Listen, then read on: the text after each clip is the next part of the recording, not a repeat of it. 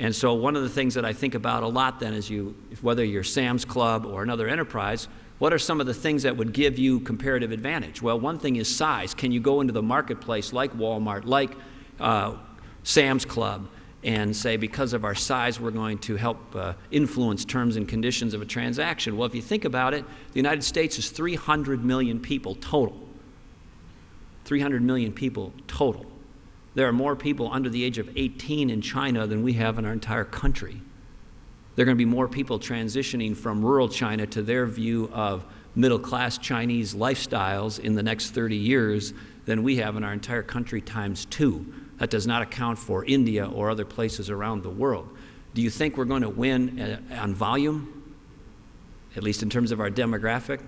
Probably not our comparative advantage, at least in terms of the number of people that we have. Well, what about price? Are we going to be the world's low-cost provider of services? Are we going to underbid Cambodia? Are we going to underbid Vietnam? Are we going to underbid Mexico? And are we going to underbid various other places around the world? I have to tell you quickly, I met with a CEO not long ago. He said, Tim, the costs on the East Coast are killing me. He said, the labor is getting out of control, the regulations are tough, the bureaucracy is burdensome. I said, wow, this is my opening. I think, come on to Minnesota, then get off the East Coast, come on to the heartland.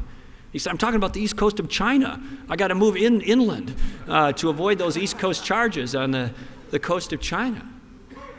So do you really think we're going to be the low-cost provider? And even do we want to be? And the answer to that is no. And to get there, we would have to so degrade the quality of life of our country and our people, it would not be worth it. Now, that being said, we also can't price ourselves out of the market. So this is all a long way of saying, if we're not going to be the biggest, and we're not going to be the cheapest, then we better be the smartest. And smart on the broad sense. Smart in terms of our country's strategic direction, smart in terms of anticipating the future and planning for it, smart in terms of our specific public policies. In the time that I have left, I want to give you 3 concrete examples. And under the banner of value, and I'm so delighted that we have Doug speaking right before me, when you go to Sam's Club, what are people looking for in large part? Value, right? They don't have more money to spend. When I go to Sam's Club, I don't have more money to spend, but I want to get the best value for my money. That's missing in government in dramatic measurement. And 3 quick examples. First of all, in terms of being the smartest and value shopping and representing our citizens' interests in that regard, we have got to reform the education system in this country.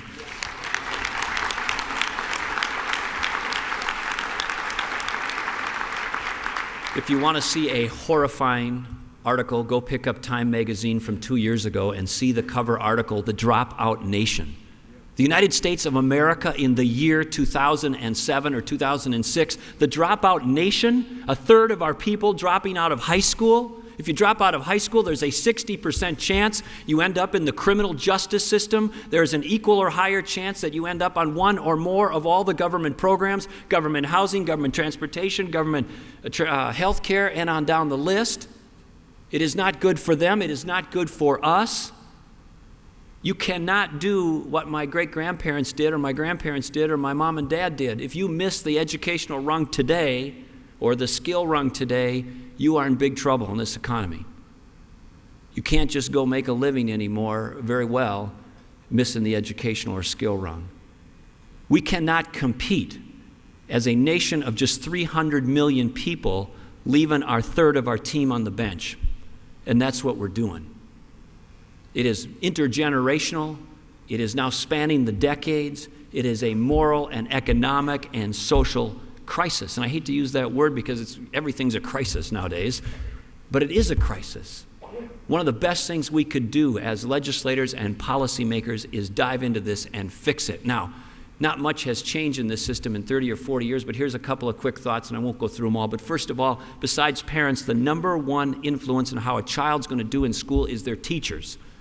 We do not have the level of quality, rigor, subject matter mastery, preparation, and effectiveness in the teaching core that we need, particularly in areas of concentrated disadvantage. The school districts themselves should be charting and designing a different future. Unfortunately, they're not, but outside groups are. And one example is Teach for America. They said, look, and amongst others, we're going to go get the best and brightest people from Harvard, from Stanford, from the University of Michigan, all over the country. And we're going to say, we don't care whether you stay 30 years, but at least for a while, will you come and teach? Will you take that PhD, will you take that master's degree, will you take that turbocharged brain and come and dedicate it to a cause or purpose, which is the education of our children? And their results are astounding. We need to have a recruitment and retention effort around higher quality talent for our teachers. They need to be better trained. We need to support them as they come into the field. And importantly, we cannot pay them in a 1940s industrial model where the money's all aligned to seniority. Do you know what the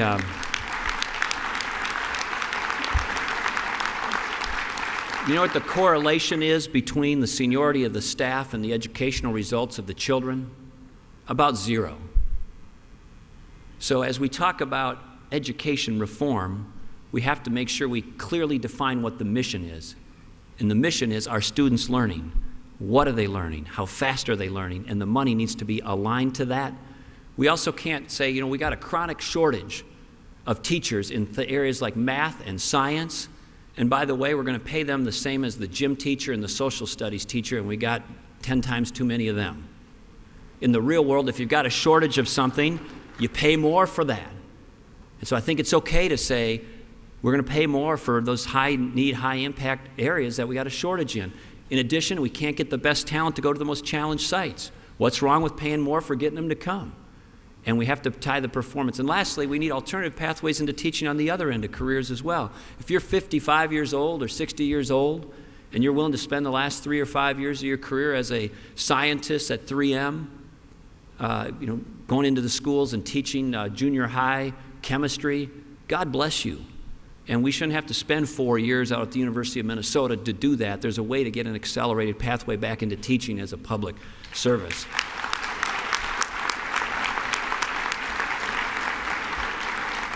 And there's more on that front, but I want to shift to healthcare real quickly.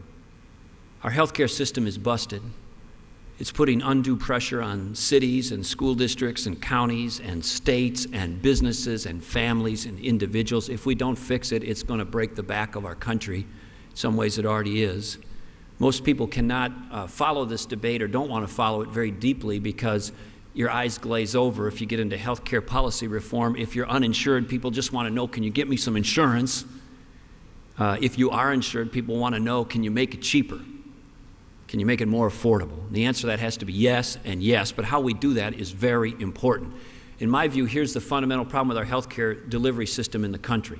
If I say to you today, after this lunch, go buy a television set without regard to price, without regard to size, without regard to quality, and I will pay for it, you go buy it, pick any one you want, how many of you would show up back at your hotel room tonight with the 12-inch black and white? Answer, nobody.